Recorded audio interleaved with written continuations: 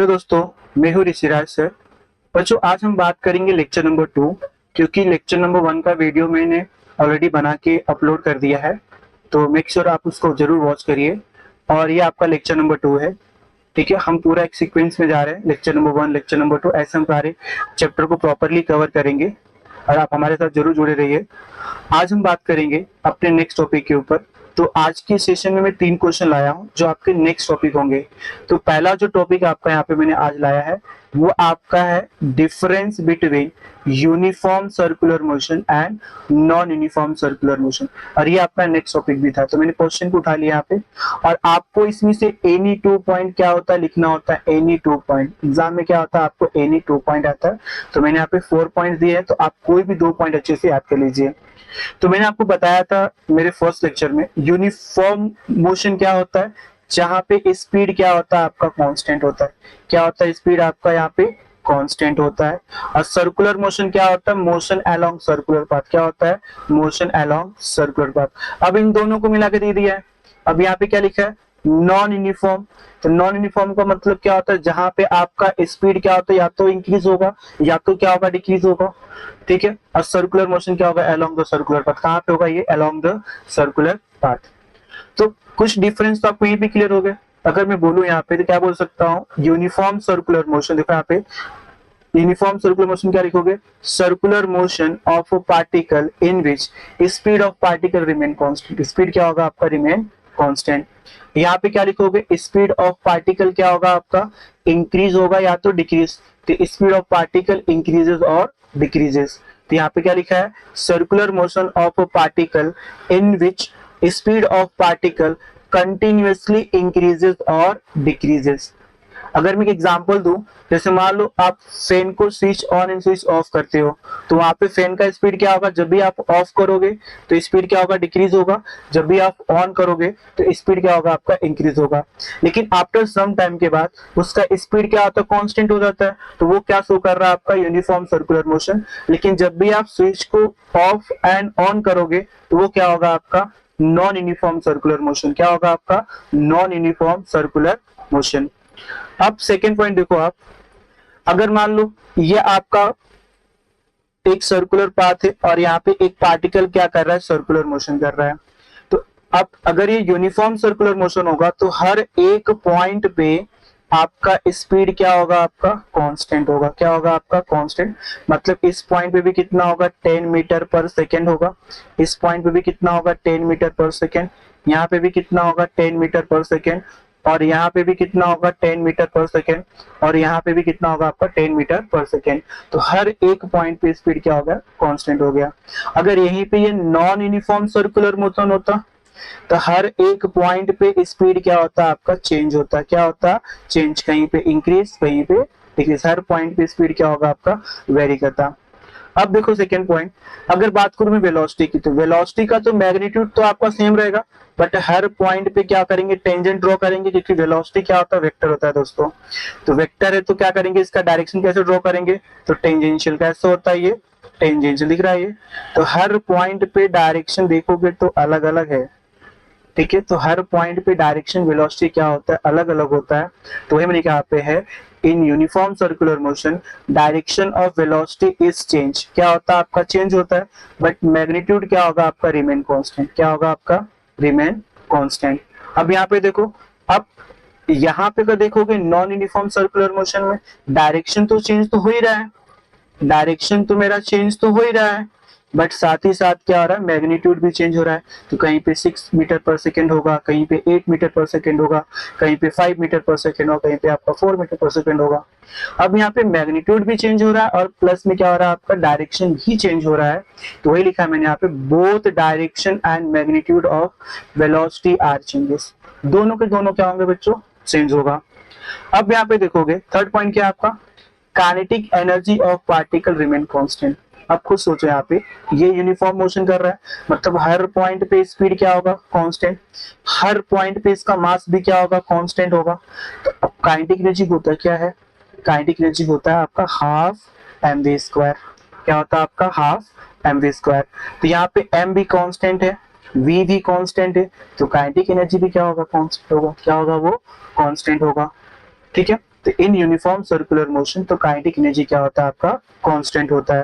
तो याद रहेगा in uniform circular motion kinetic energy क्या होगा आपका कांस्टेंट होगा। अब in non uniform circular motion क्या होगा, काइनेटिक एनर्जी क्या होगा आपका चेंज होगा एंड वेरी विद टाइम, क्या होगा टाइम के साथ चेंज होता होगा वो very with time. And the last point देखो मेरे यहाँ पे, अब मैं बात करता हूँ फोर्स के बारे में। तो फोर्स का फॉर्मूला क्या होता है mv स्क्वायर अपॉन r। अब ये सर्कुलर पाथ है तो इसका रेडियस भी तो सेम रहेगा यार, हर पॉइंट पे रेडियस तो वही रहेगा, इसका भी रेडियस सेम ही रहेगा। अब यहाँ पे क्या बोला है सेंट्रीपिटल फोर्स क्या होता है mv स्क्वायर अपॉन r। अगर मेरा मास कांस्टेंट है, वेलोसिटी स्पीड कांस्टेंट है और मेरा r कांस्टेंट है तो मेरा सेंट्रीपिटल फोर्स भी क्या होगा कांस्टेंट होगा। तो हम क्या लिखेंगे magnitude of centripetal force is constant. Direction constant नहीं होगा, डायरेक्शन चेंज होगा बट खाली इसका मैग्नीट्यूड क्या होगा आपका कांस्टेंट। तो यहाँ पे डायरेक्शन तो चेंज होगा बट यहाँ पे मैग्नीट्यूड क्या होगा आपका कांस्टेंट, क्या होगा मैग्नीट्यूड क्या होगा आपका कांस्टेंट।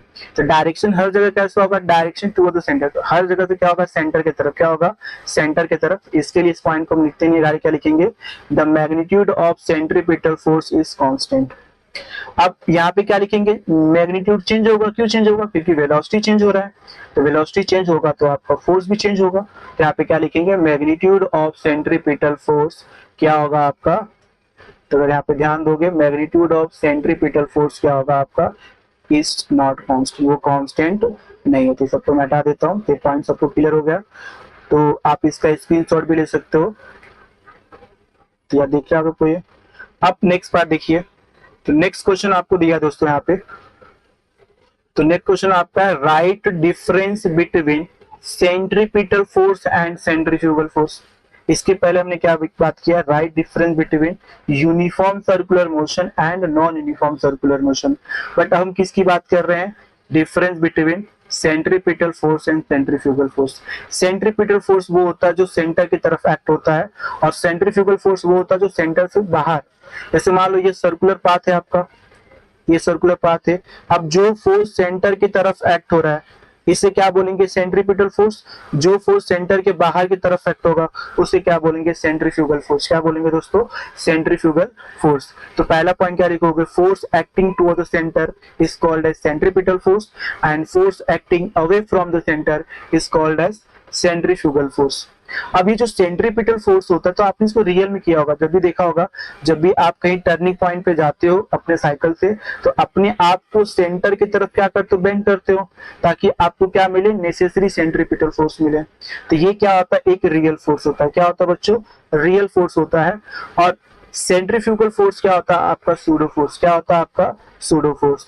अगर इसका फॉर्मूला लिखोगे तो क्या लिख सकते हो आप, तो यहाँ पे हम लिख सकते हैं F is equal to minus mv square upon r, और यहाँ पे क्या लिख सकते हैं F is equal to plus mv square upon r। ठीक है, इसी को हम और क्या लिख सकते हैं दोस्तों, अगर मैं यहाँ पे v को चेंज करूँ तो v इज इक्वल टू क्या होता है आपका r ओमेगा होता है। तो अगर मैं यहाँ पे v को चेंज करूँ तो v को कितना होगा r ओमेगा, तो यहाँ पे r का स्क्वायर ओमेगा का स्क्वायर हो जाएगा। तो नीचे एक r है ऊपर दो r है तो एक r कैंसिल हो जाएगा तो ऊपर कितना बचेगा आपका एक r बचेगा। तो कैसे, तो यहाँ पे m r square omega square हो जाएगा v की जगह पे अपॉन कितना होगा r, तो ये एक r से यहाँ पे एक r कैंसिल हो जाएगा तो एक बचेगा। तो यहाँ पे क्या बचेगा आपका m r ओमेगा स्क्वायर। तो हम इसके जगह पे इसको भी यूज कर सकते हैं। ठीक है, अब यहाँ पे भी क्या यूज कर सकते हैं हम एम आर ओमेगा स्क्वायर, तो ये प्लस में होगा ये क्या होगा आपका माइनस में, क्या होगा यहाँ पे ये माइनस में होगा। तो यहाँ पे इसको कर देते हैं माइनस, तो ये क्या होगा यहाँ पे ये माइनस में होगा। ठीक है दोस्तों, अब नेक्स्ट बात करते हैं हम लोग डिराइव एक्सप्रेशन फॉर। देखो इसके पहला जो हमने किया है वहां से क्वेश्चन आया था इस बार के पेपर में what is the centripetal force, ये आपका 1 मार्क्स के लिए था। तो सेंट्रीपिटल फोर्स क्या होता है बच्चों, force acting toward the centre is called as centripetal force. अब सेम ये भी क्वेश्चन आपको 2024 में आया है बच्चों, derive an expression for maximum safety speed with which a vehicle should move along curves horizontal road. क्या बोला है कर्व हॉरिजॉन्टल रोड, कब पेपर में आया आपका फेब 2024, इसी साल के पेपर में आया है। तो आप ध्यान से देखना बच्चों, यहाँ पे ये मेरे पास क्या है, ये मेरा सेंटर है सी और ये क्या होगा मेरा रेडियस r, क्या होगा मेरा रेडियस r। और ये मेरा क्या है, ऑब्जेक्ट है, तो ये ऑब्जेक्ट का क्या होगा, सेंटर ऑफ मास। अब इस ऑब्जेक्ट का वेट कैसे एक्ट होगा, डाउनवर्ड एक्ट होगा। कैसे एक्ट होगा ये, डाउनवर्ड। कैसे एक्ट होगा ये, डाउनवर्ड। कैसे एक्ट होगा ये, डाउनवर्ड। देखो तो इसका कैसे एक्ट होगा फोर्स मेरा, तो ये फोर्स मेरा एक्ट होगा डाउनवर्ड। कैसे एक्ट होगा ये, डाउनवर्ड। तो क्या होगा आपका, वेट mg होगा। तो नॉर्मल कैसे एक्ट होता, always apply perpendicular to surface. तो ऊपर कौन होगा आपका, नॉर्मल। कौन होगा आपका, नॉर्मल। ठीक है। अब ये व्हीकल सेंटर से बाहर न जाए तो यहाँ पे क्या लगेगा, बिटवीन रोड एंड टायर। तो यहाँ पे एक फोर्स लगेगा जिसे हम क्या बोलते हैं, फ्रिक्शन फोर्स। क्या बोलते हैं, फ्रिक्शन फोर्स ऑफ फ्रिक्शन। तो यहाँ पे लिख सकते हो फोर्स ऑफ स्टैटिक फ्रिक्शन। क्या बोलते हो, फोर्स ऑफ स्टैटिक फ्रिक्शन। ठीक है। अब ये स्टैटिक फ्रिक्शन फोर्स किसके जैसे काम कर रहा है, तो act as a centripetal force. कैसे काम कर रहा है, act as a centripetal force. और ये किसको बैलेंस करेगा, तो बाहर साइड कौन सा फोर्स लगता है, सेंट्रीफ्यूगल फोर्स। कौन सा फोर्स लगता है आपका, सेंट्रीफ्यूगल फोर्स। आप ऐसे दिखा सकते हो। तो बाहर साइड कौन सा फोर्स लगेगा आपका, CFF। कौन सा लगेगा आपका, CFF। तो ये FS किसको बैलेंस कर रहा है, सेंट्रीफ्यूगल फोर्स को बैलेंस कर रहा है। तो आप सबसे पहला पॉइंट क्या लिखोगे, यहाँ पे लिखोगे आप, यहाँ पे कंसीडर। क्या लिखोगे आप, कंसीडर। चलो कर लेते कंसीडर। तो यहाँ पे देखोगे तो m क्या होगा आपका, तो ये m होगा आपका मास ऑफ ऑब्जेक्ट। क्या होगा आपका, मास ऑफ। तो यहाँ पे ऑब्जेक्ट की जगह पे हम क्या यूज कर सकते हैं, व्हीकल। तो हम यहाँ पे क्या यूज करेंगे, ऑब्जेक्ट की जगह पे व्हीकल। तो यहाँ पे क्या लिखे थे हम लोग, व्हीकल। तो लिखे थे यहाँ पे, क्या लिखोगे आप, क्या होगा आपका, व्हीकल। क्या होगा आपका, व्हीकल। एक मिनट में थोड़ा सा गंदा लिख देता हूँ, इसको मेरा स्पष्ट था थोड़ा सा। तो हम यहाँ पे क्या यूज करेंगे बच्चों, तो यहाँ पे लिखेंगे m इज इक्वल टू क्या होगा आपका, मास ऑफ व्हीकल। क्या होगा आपका, मास ऑफ व्हीकल, राइट है। r क्या होगा आपका, तो r आपका होगा रेडियस ऑफ। क्या होगा आपका, रेडियस ऑफ सर्कुलर ट्रैक। क्या होगा, रेडियस ऑफ सर्कुलर ट्रैक। तो आपका ट्रैक कैसा होता है, हॉरिजॉन्टल सर्कुलर ट्रैक होता है। ठीक है। जी क्या होता है दोस्तों, जी आपका होता है एक्सेलरेशन। क्या होगा आपका, एक्सेलरेशन ड्यू टू ग्रेविटी। क्या होगा, ड्यू टू ग्रेविटी। ठीक है। फिर हम किसकी बात करेंगे यहाँ पे, एफएस। तो यहाँ पे आपका एफएस क्या होता है, तो इसको हम बोल सकते हैं फोर्स ऑफ स्टैटिक फ्रिक्शन। क्या बोलेंगे, स्टैटिक फ्रिक्शन। क्या होगा ये, फोर्स ऑफ स्टैटिक फ्रिक्शन। फिर और कुछ बचिए आपका एन। एन क्या होता है आपका बेटा, तो एन आपका होता है नॉर्मल रिएक्शन। क्या होता है, नॉर्मल रिएक्शन।